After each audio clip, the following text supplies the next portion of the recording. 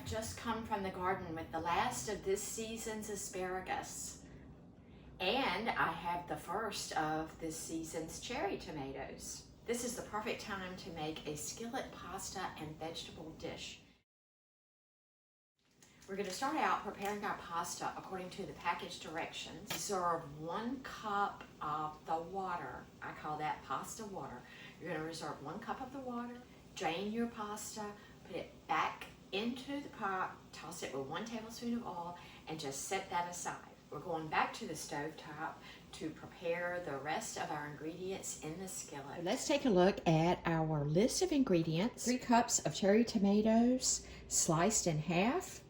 I'm using Sun Gold. 12 ounces of fresh asparagus, washed and dried and cut into 2 to 3 inch pieces. 6 cloves of garlic, very thinly sliced. I'm adding about a half of a red onion that I've diced, but not finely. It's just, kind of diced. And we're using 1/2 cup of sliced pitted Kalamata olives. This is so yummy.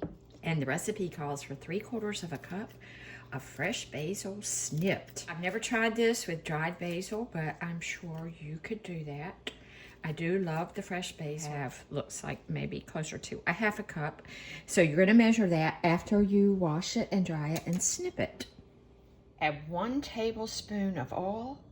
Peanut oil is great, vegetable oil. I'm using olive oil. Put that on medium-high heat. Add our asparagus first. This is going to cook about 2 minutes until it changes color.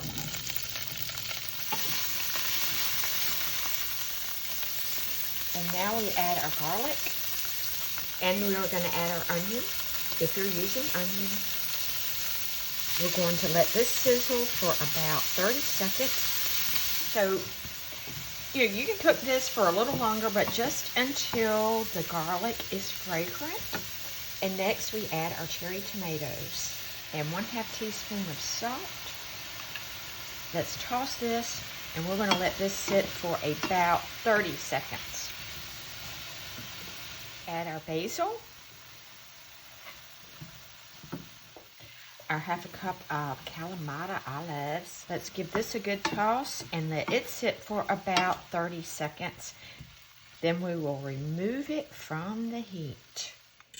And we add our prepared pasta. And I start out adding about 1 ladle full of the starch. Salt. This is just so beautiful plated up.